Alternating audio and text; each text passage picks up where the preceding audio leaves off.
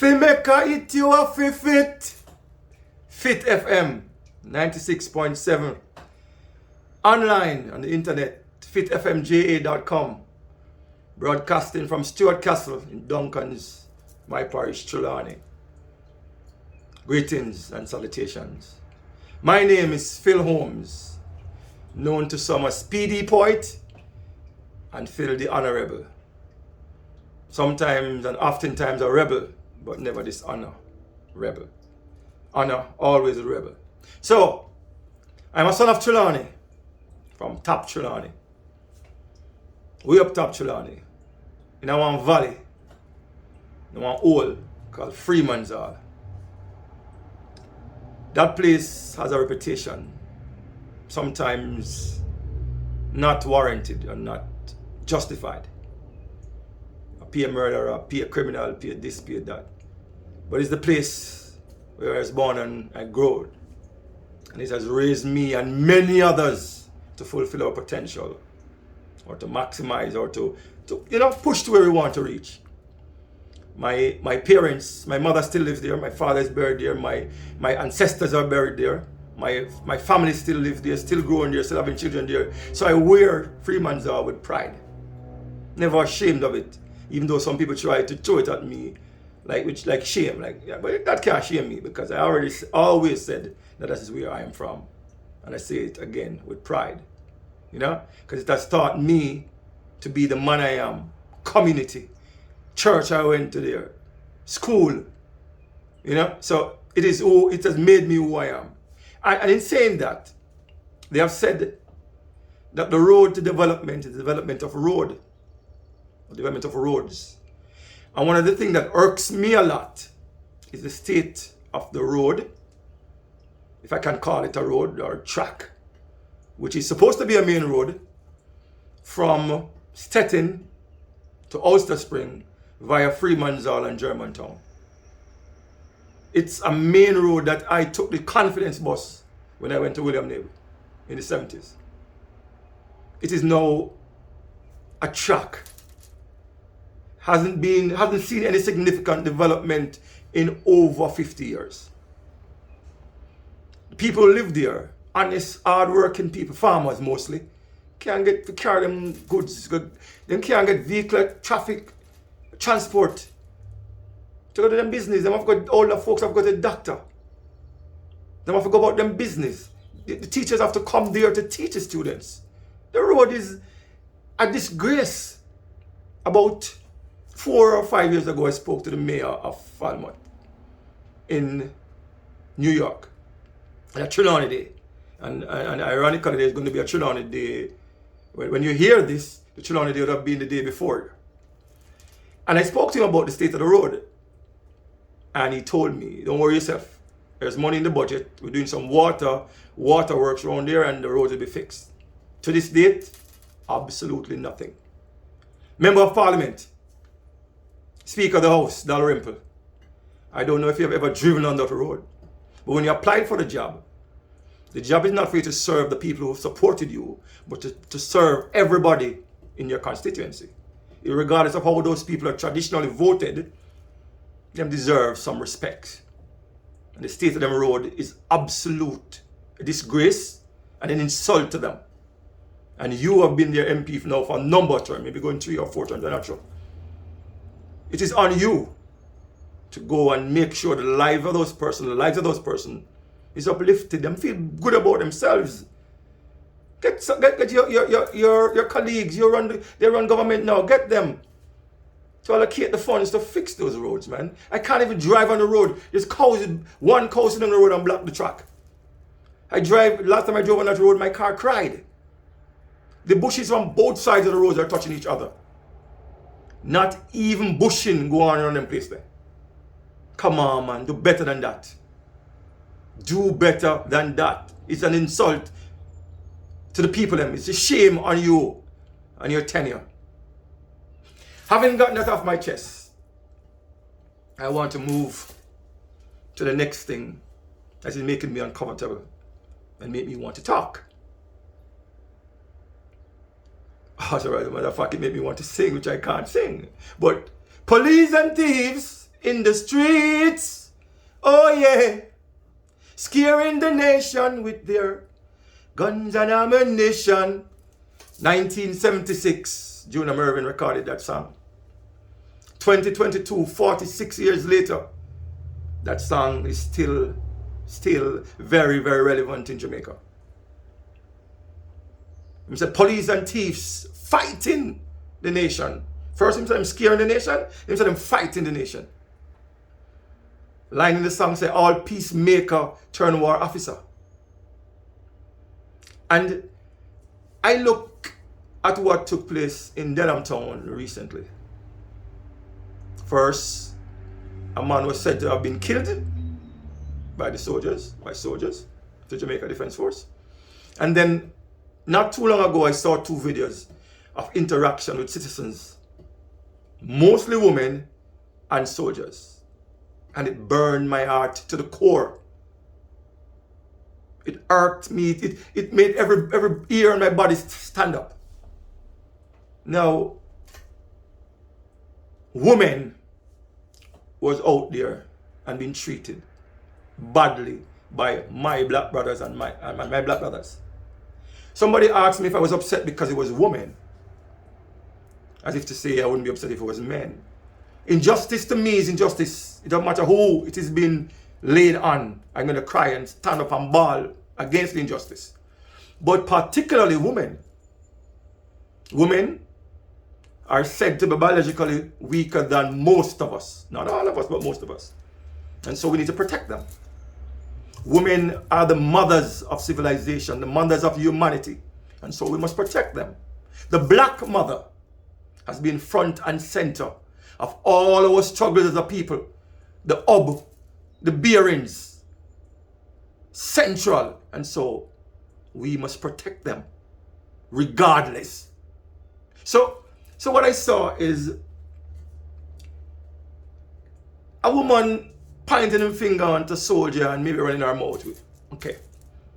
That to me does not escalate the matter to the level that I saw it. Okay? Where gun was being used to beat a man. Woman get kicked, pregnant woman get kicked in her belly.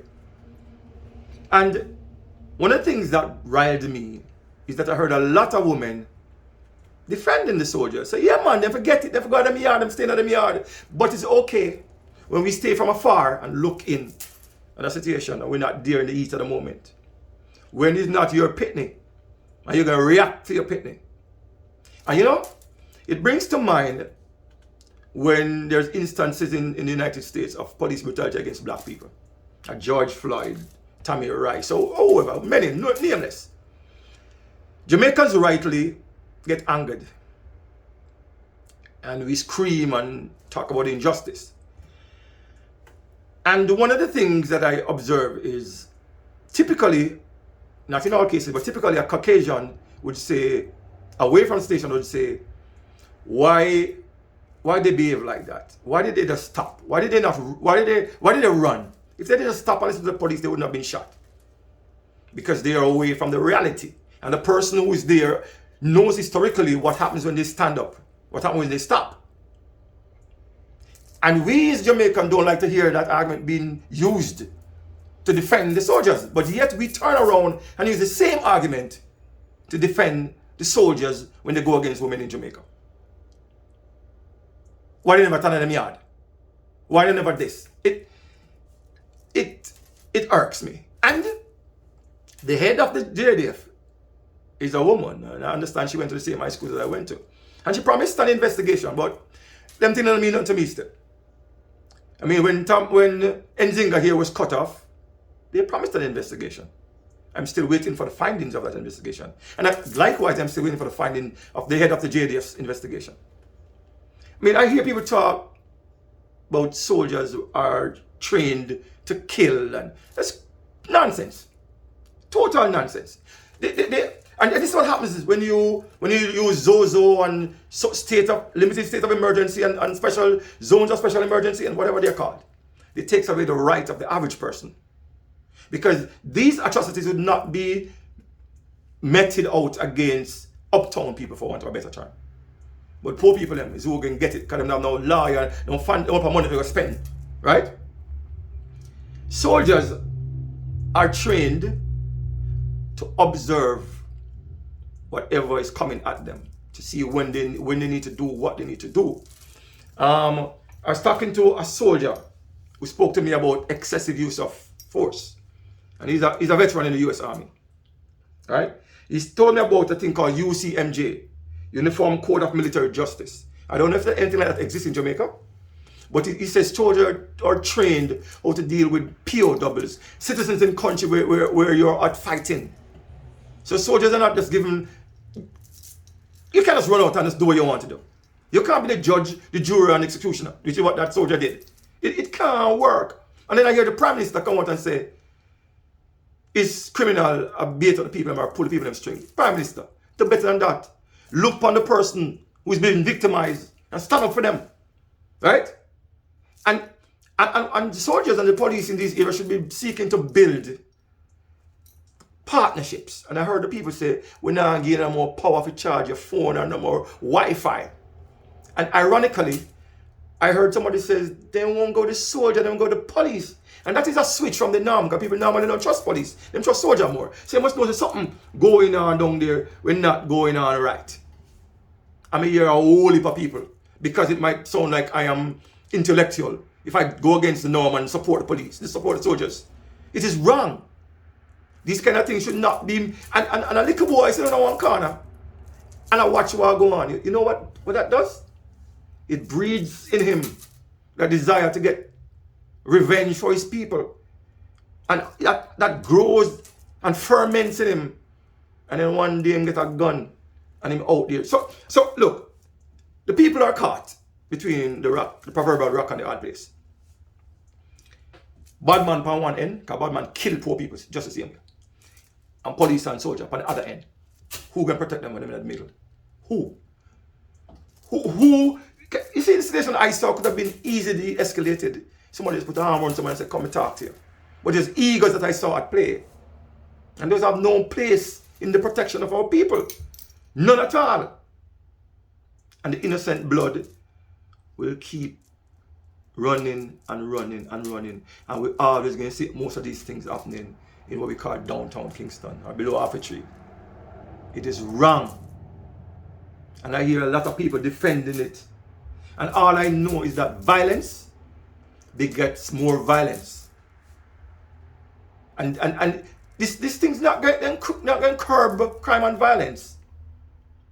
We need to have a common meeting of the mind where everybody's down and say, oh, this is what it is. Because the soldier and the police and the security and the government want people to come be informed and tell them what's going on, you know, who have the gun and who have the ray, you know. You think the people are going to trust you to come tell you anything? Hey? They prefer go, they're going to take them risk.